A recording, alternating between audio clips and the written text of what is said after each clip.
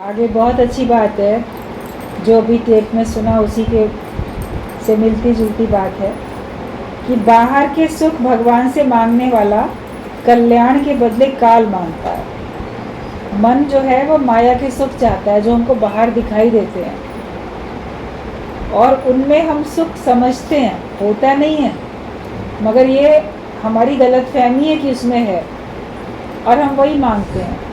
तो अगर आपका मन बाहर के माया के सुख मांग रहा है तो समझ जाओ कि आप अपने कल्याण के बदले काल को मांग रहे हो। मतलब तुम्हारा जन्म, तुम्हारा जीवन ऐसे व्यर्थ चला जाएगा।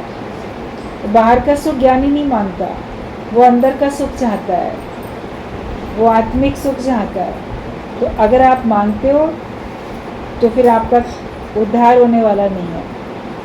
कल्याण मतलब ये कि हमको अच्छी रास्ता, कोई अच्छी समझ मिल जाए, ऐसा रास्ता मिले जिस पर चल के हम परमात्मा को प्राप्त कर लें, सही मार्ग मिल जाए, वो हमारा कल्याण कहलाता है।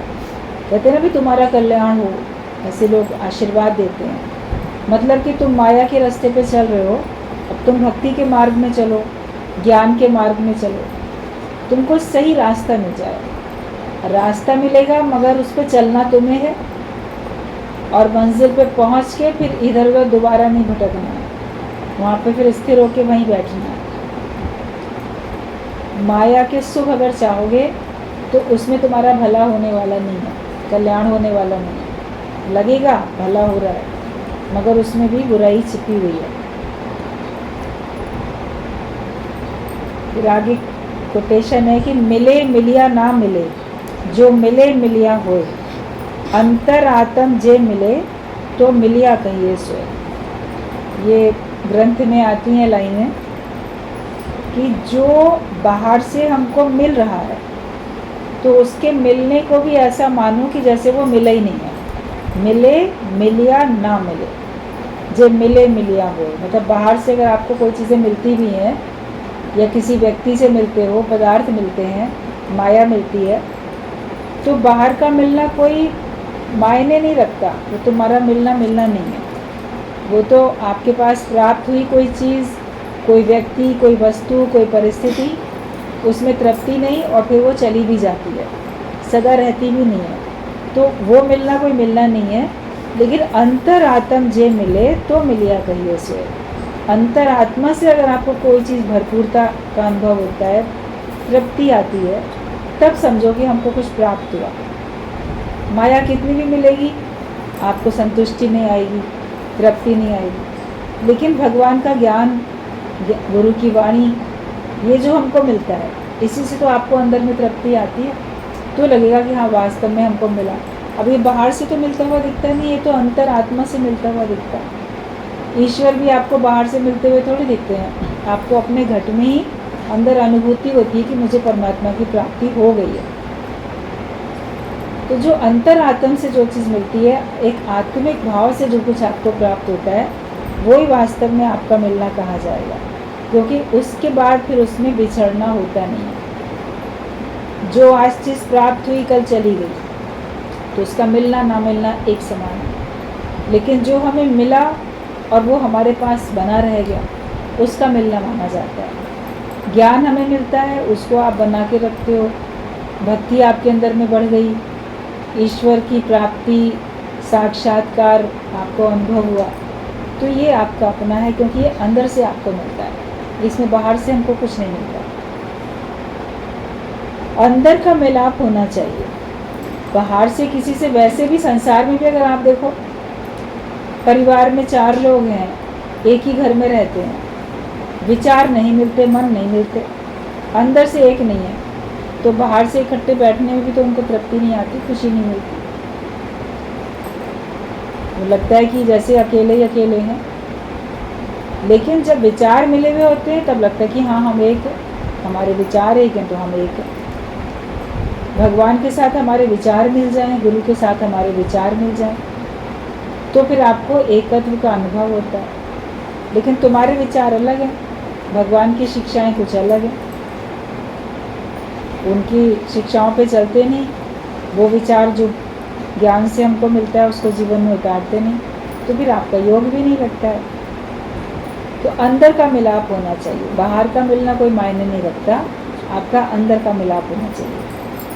हार्ट टू हार्ट टॉक होना चाहिए, मतलब हृदय से हृदय का नाता होना चाहिए, बातचीत आपकी हृदय से होनी चाहिए। केवल मुख से शब्दों से बोल देना, खुद भी समझ में आता है ना ये बात इसने बड़े दिल से कही है, और ये तो ऐसी ज़बान से ऊपर ऊपर से कह दी है बात, तो उसने ऊपर से बोल रहे हैं। ये तो एक होता है कोई बिल्कुल दिल से आपसे कोई बात कहता है, तो आपका हृदय से बात निकलनी चाहिए, बहुत अपनेपन से, बहुत प्रेम से बात निकलनी चाहिए, दिखावे के लिए नहीं। ये तो शब्द केवल वैखरी वाणी, ऊपर ऊपर की वाणी हो जाती है। एक ज़बान से बोलते हो, एक कंठ से बोलते हो, एक हृदय से बोलते हो, एक नाभि से बोला जाता है, मतलब कि उतनी अंतर्मुखता में आके, उतनी गहराई में। ऐसी ज़बान से बोल दिया बिना सोचे समझे, या कहने के कारण कह दिया, किसी से भी कह देते हैं। फिर कोई कंठ से कहता है, मतलब ज़रा सा उसमें कुछ और अपनापन, कुछ थोड़ा रख के, थोड़ा अनुभव है उसमें, तो बोल देता है, लेकिन वो केवल समझाने के लिए कहते हैं, बोलने के लिए कहते हैं, और वो रटा रटाया भी होता है जब बोल देते हो। और गहराई से, अपनेपन से जब बात करते हो तो हृदय से, और पूर्ण अनुभव के साथ जब बात होती है, जो कुछ आपके मुख से शब्द निकलते हैं उसके ऊपर आपकी पूरी स्थिति बनी हुई है, तो वो होता है कि जैसे बिल्कुल नाभि से ये शब्द निकला है, मतलब इतनी गहराई से, इतनी सच्चाई से वो अनुभव आपका है, जो कि दूसरे तक पूरा पूरा असर डाल रहा है। तो वो होता है, तो आपका हृदय से नाता जुड़ा होना चाहिए, तब आप किसी से बात करो तो उसको समझ में भी आए, फिर आपका अनुभव भी होना चाहिए। जब अनुभव की बात आप करोगे तो दूसरे को भी वो अनुभूति होगी। जिसने खुद कोई चीज़ देखी है वो जब उसका वर्णन करता है उसकी बातों में, और जिसने देखा नहीं सुन के बता रहा है उसकी बातों में आपको अंतर पता चल जाता है। तो हमें भगवान के साथ भी हमारा हृदय का मिलाप होना चाहिए। त्रिगुणी माया भी जीव भाव में सताती है। आपके पास जीव भाव है तो आपको किसी प्रकार की भी माया है वो सुख नहीं देगी, वो आपको सताएगी सताएगी। पहले आत्मा को जानो तो त्याग स्वतः हो जाता है। गुरु से जब सच मिलता है तब झूठ छूटता है। सत्य को जानेंगे तभी तो आपसे माया छूटेगी। लोग क्या करते हैं कि पहले संन्यास में चले गए, अभी सत्य को जाना नहीं मगर माया का त्याग करके चले गए। फिर जब तक उनको सत्य की अनुभूति नहीं होती तब तक उनके अंदर में बड़ी बेचैनी व्याकुलता रहती है, अधूरापन लगता है, खुशी नहीं मिलती। जब सत्य की अनुभूति हो जाती है तभी खुशी मिलती है। वो लोग पहले त्याग करते हैं, बाद में प्राप्त करने की कोशिश करते हैं। गुरु आपको पहले प्राप्त करा के देता है तो आपसे त्याग अपने आप हो जाता है, फिर कहना नहीं पड़ता।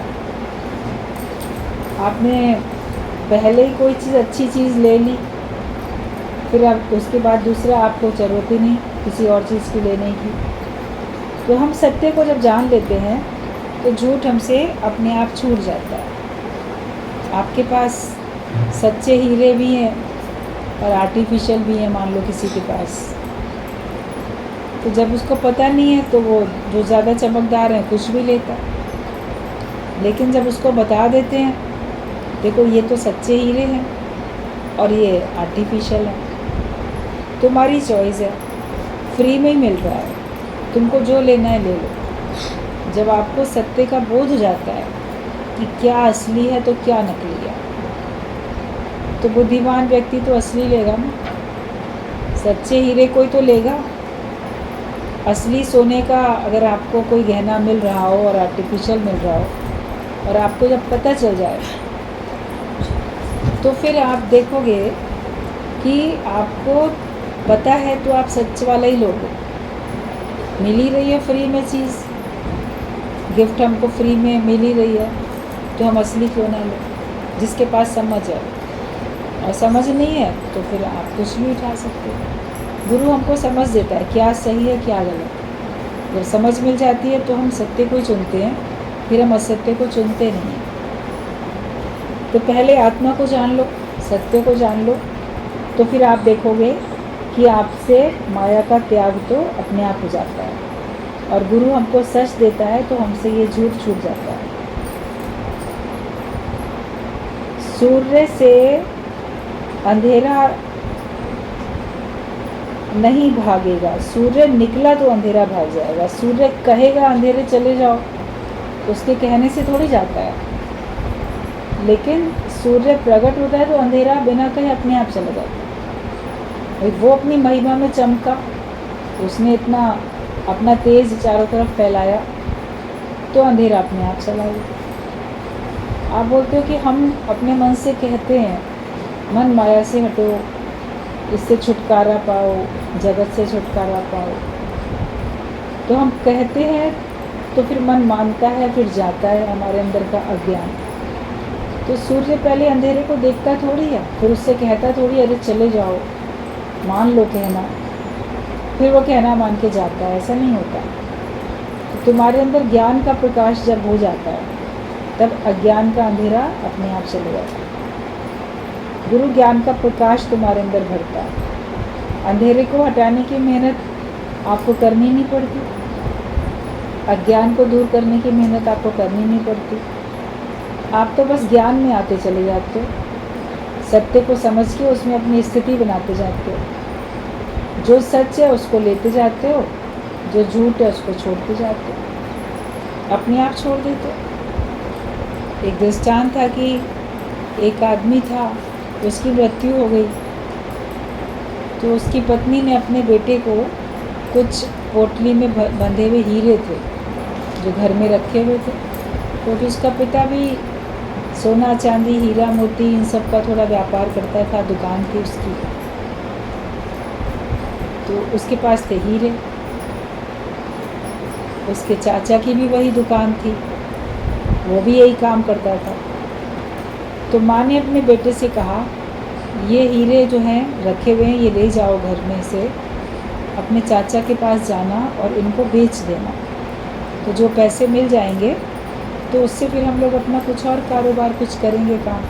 अब पिता तो रहा नहीं तो क्या हो, और लड़के को तो अभी वो काम आता ही नहीं है करना, हीरे लेना परखना सब आता नहीं। तो लेके गया अपने चाचा के पास, उसने देखे, पोटली खोली, देखा सारे हीरे, फिर वापस ऐसे बांध के लड़के को पकड़ा दी और कहा कि इनको ना अभी घर में संभाल के रख लो, अभी हीरे का दाम सही नहीं है, कम है, आगे चल के ना कीमत बढ़ेगी, जब कीमत बढ़ेगी तब इनको बेचेंगे, और तब तक के लिए तो मेरी दुकान में नौकरी करो, कहीं और जाने की ज़रूरत नहीं है, हमको भी और कारीगर रखने होते हैं, तो मेरी दुकान में नौकरी करो और तुमको महीने की सैलरी मैं तुमको दूंगा, और साथ साथ तुम हीरे को ख़रीदना, जांचना, परखना वो भी तुमको सिखाता जाऊँगा, ताकि तुम आगे चल के अपना वही काम कर पाओ, पिता का काम तुम भी कर पाओ।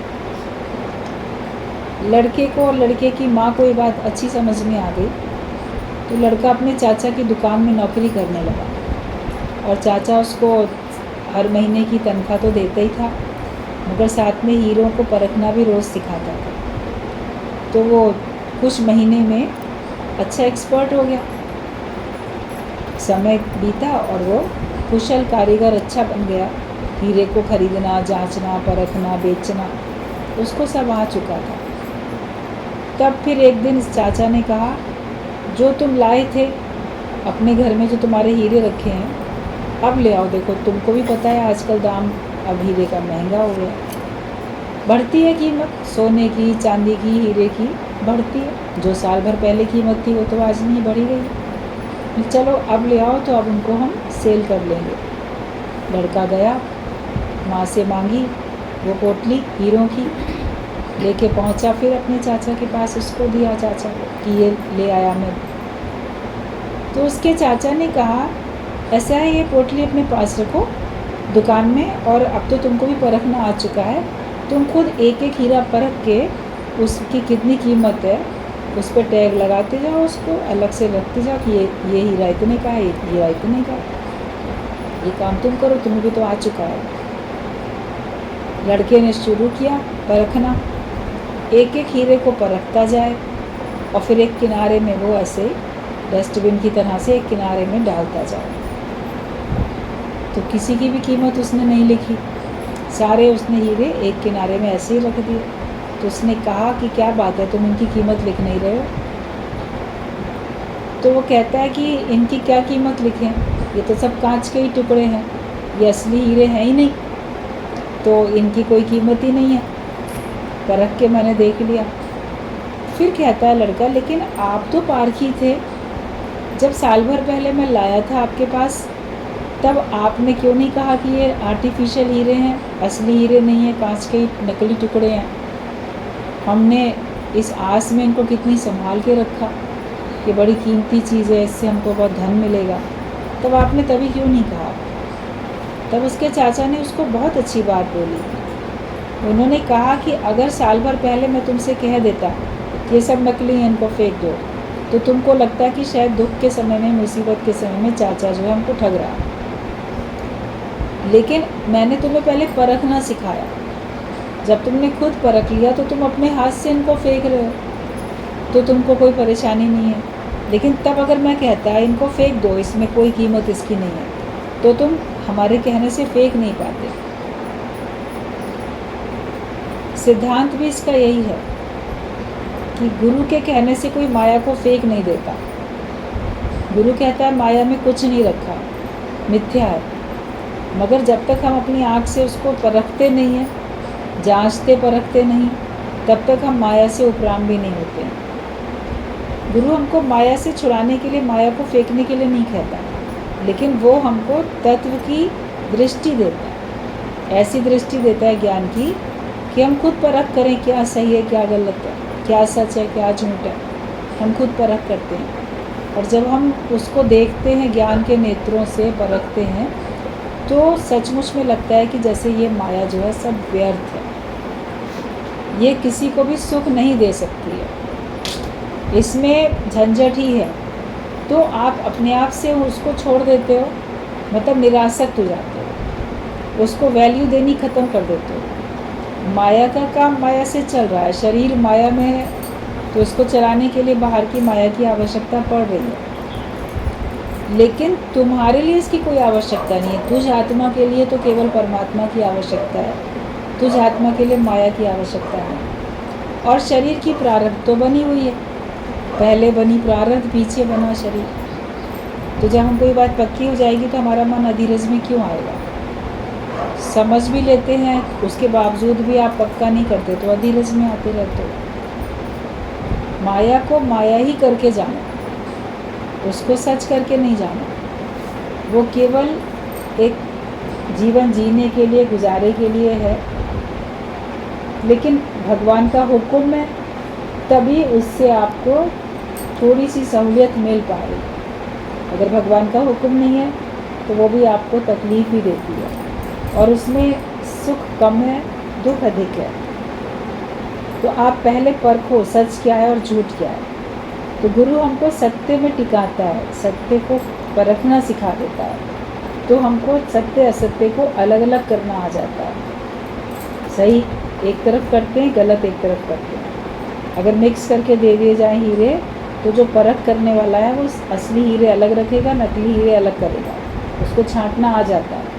तब आपको भी छांटना आ जाता है सत्य क्या है और असत्य क्या है। असत्य से आप दूर होते जाते हो और सत्य को अपने जीवन में आप धारण करते जाते हो। मुक्ति का साधन है सच्चा गुरु और सच्चा ज्ञान। जब ज्ञान का सूर्य आपके अंदर में निकलेगा तो अज्ञान का अंधेरा चला जाएगा। और मुक्ति का साधन भी यही है कि सच्चा गुरु मिले और उससे हमको सच्चा ज्ञान मिले। जो सच्चा गुरु होगा वो सच्चा ज्ञान ही देगा, जिसके पास जो होगा वो देगा और सच्चाई से देगा। अगर वो सच्चा है तो उसके अंदर ही थोड़ी हेरा फेरी है, तो आपको मिक्स करके बात बताएगा, किसी को सच बताएगा, किसी को धोखे में रखेगा, क्योंकि वो भी खुद ही सच्चा नहीं है। तो जो सच्चे ब्रह्मज्ञानी संत होते हैं वो हर एक को सत्य का सही सही मार्ग दिखाते हैं। तो मुक्ति का साधन यही है कि तुम्हें सच्चा गुरु मिले और सच्चा ज्ञान तुम्हारे पास हो। पहले कृष्ण ने अर्जुन को ज्ञान क्यों सुनाया? क्यों नहीं पहले लड़ाई करवाई? पहले आत्मा की बात ही शुरू किया है और आत्मा में ही टिकाया है। फिर अर्जुन ने जब सवाल पूछा है मन के बारे में, तब कृष्ण ने उसको ऐसा ज्ञान दिया कि मन वश में कैसे हो। आत्मा की मुरली सुन के मन शांत हो जाता है। भगवान ने पहले उसको आत्मा बताई है। उसकी समस्या का समाधान ज्ञान से किया। आपके पास भी कोई अपनी समस्या लेके आता है तो उसका समाधान ज्ञान से करो, दूसरी बातों से उसका समाधान नहीं करो। दूसरी बातों को आप बाद में बताओ, पहले उसको आप आत्मा में टिकाओ। सत्य पहले उसको समझा दो। फिर मन को वश में कैसे करें ये उसने पूछा तो भगवान ने बताया। फिर उसके अंदर और बहुत सारी जिज्ञासाएं हुई, तो हर एक जिज्ञासा को भगवान ज्ञान से दूर करते चले गए, समाधान करते चले गए सारी शंकाओं का। तो आत्मा की मुरली सुन के मन शांत हो जाता है। जब मन आपका अगर ज्ञान सुनता है तभी वो मन वश में होता है। बिना ज्ञान के मन वश में होता नहीं। अमृत पी के कोई जहर नहीं पिएगा। विषय का रस सब जहर है। विषय और विकार, विषय जो बोला गया तो विष से बना है ना। शब्द, स्पर्श, रूप, रस, गंध, ये 5 विषय बोले जाते हैं और इन 5 से जुड़े हुए और भी अनेक हैं, अनेक भावनाएं। तो वो सब जो है हमारे लिए विष का काम करती है। तो हम सब विष पीते थे पहले, सभी विषयों के अधीन थे, विकारों के अधीन थे। कोई ऐसा नहीं है जिसके अंदर कोई विषय ना हो या विकार ना हो। मात्रा कम या अधिक हो सकती है, किसी में कोई चीज़ अधिक है, किसी में कोई चीज़ अधिक है, या किसी में कम मात्रा में है, मगर थी तो हर एक के अंदर। बुराई खोट था तो हर एक के अंदर। तो पहले सब विषयों का विष ही पीते थे, लेकिन जब ज्ञान का अमृत पीना शुरू किया, वचनामृत, वचनों का अमृत जब हमने पीना शुरू किया, तो फिर हम क्यों पिएंगे विषयों का विष? क्यों पिएंगे? जब हमको, अगर आपको बिल्कुल असली चीज़ मिल जाए पीने के लिए, तो आप आर्टिफिशियल क्यों पियो? सिंथेटिक चीज़ ऐसे क्यों पियोगे आप? तो आपको ऐसी चीज़ मिल रही है जिससे कि आपको वास्तव में सेहत में सुधार होता है, आपकी सेहत अच्छी होती है, आपको ताकत मिलती है, तो वो पियोगे या और चीज़ों से अपना मन बहलाओगे? अगर समझदार हो तो आप फिर विषयों का विष नहीं पियोगे, फिर आप वचनों का अमृत ही अपने अंदर धारण करोगे, उसी से ही सुख लेने की कोशिश भी करो।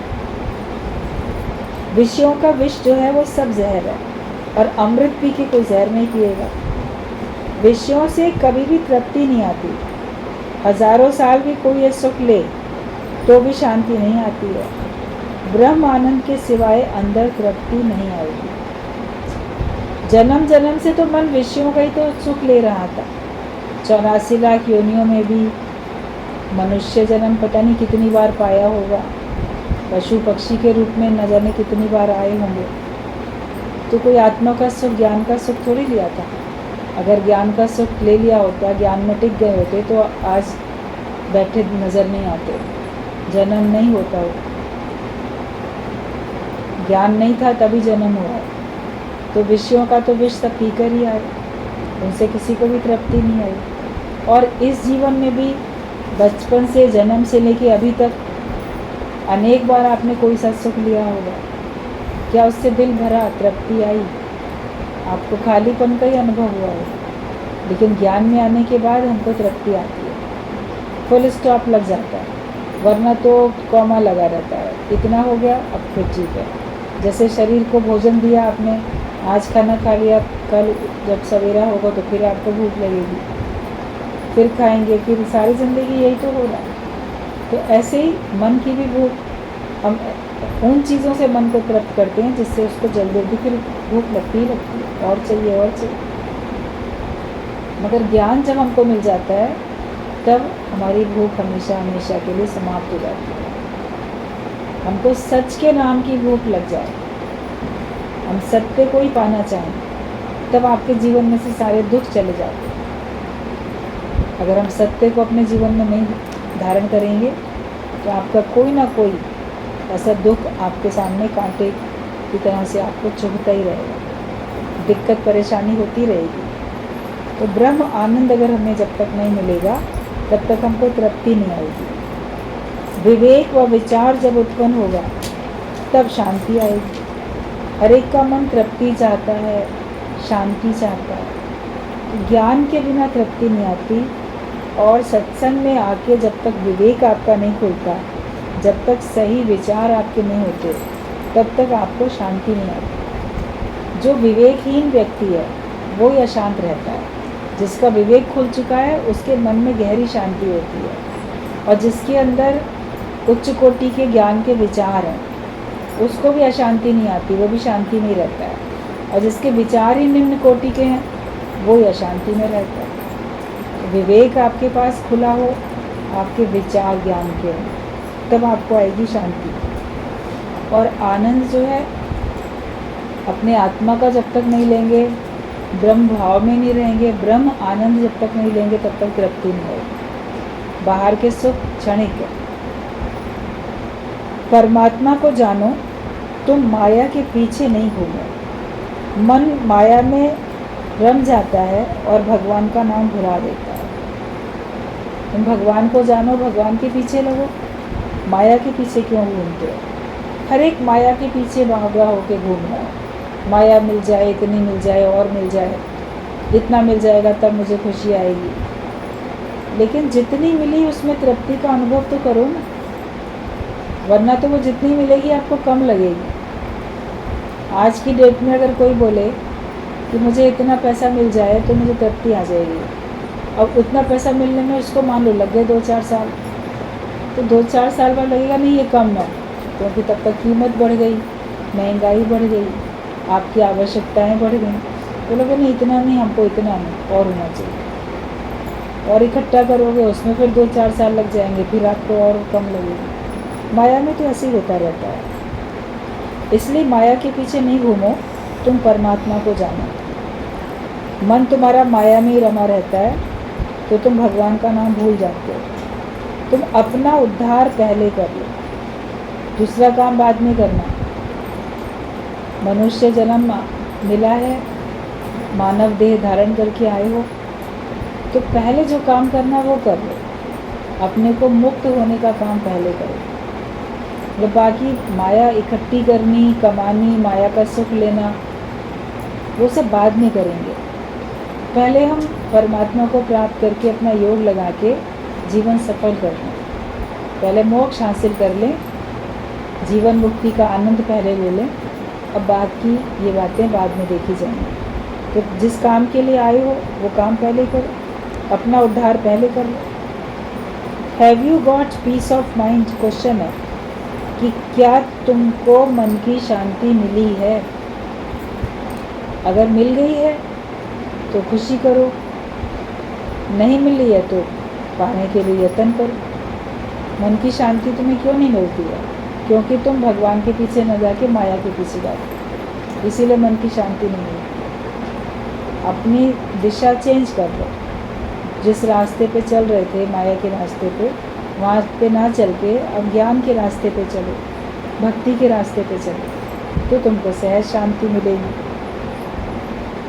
तुमने अपना उद्धार नहीं किया तो तू अपना दुश्मन आप है, कोई दूसरा तुम्हारा दुश्मन नहीं है। आप तो औरों को अपना दुश्मन समझते हो, इसने मेरा ये काम बिगाड़ दिया, ये नुकसान कर दिया, वो मेरा दुश्मन है। लेकिन अगर तुमने अपना उद्धार नहीं किया तो तुम खुद ही अपने दुश्मन हो। हर एक अपना ही दुश्मन बन के बैठा है, क्योंकि वो भगवान से दूर है, ज्ञान से दूर है। अपना उद्धार वास्तव में जिस बात में है वो नहीं जानता, नहीं समझता और नहीं अपना उद्धार करता है, तो तुम अपने ही दुश्मन खुद हो। अगर तुमने अपना उद्धार नहीं किया तो तू अपना दुश्मन आप है। लोक का रीत और माया तुम्हें सब याद है, लेकिन क्या याद नहीं है? एक भगवान याद नहीं है। अपना उद्धार करना है ये बात याद नहीं है, और सब याद है। वो बाकी सारे काम करते रहेंगे लेकिन ये काम नहीं करते। अपने सुख व शांति की खोज करो तो सारी दुनिया तुमसे खुश हो जाएगी। आप संसार को खुश करने के लिए जाते हो, वो खुश होते भी नहीं हैं। कभी होते हैं, कभी नहीं होते हैं, हमेशा के लिए भी नहीं होते हैं। तो तुम अपने सुख व शांति की खोज करो। मुझे वास्तव में सच्चा सुख कैसे मिलेगा, मुझे स्थायी शांति कैसे मिलेगी, उसकी खोज मैं करूँ। तो तुम देखोगे कि सारी दुनिया तुमसे फिर अपने आप राज़ी हो जाएगी, अपने आप खुश हो जाएगी। ज्ञान समझो, असत के पीछे नहीं जाओ।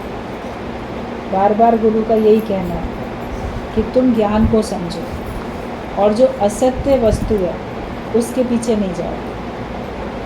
परमात्मा ही सत्य है और संसार सब असत्य है। इसलिए जानो सत्य को, धारण सत्य को करो। असत्य जो संसार है उसकी तरफ अपना ध्यान नहीं दो, उससे दूर होते चले जाओ। असत्य के पीछे तुम्हें नहीं जाना, इतना ही काम करना है कि मुझे काम ईश्वर से, जगत रूठे तो रूठा, बस भगवान से मेरा काम है और मेरा किसी से कोई मतलब नहीं। फिर आप देखोगे कि भगवान राज़ी हैं तो सब राज़ी हैं, यदि रब राज़ी तो सब राज़ी। इसलिए ईश्वर को मनाने में लग जाओ और उसी में अपनी स्थिति हर एक को बनानी है।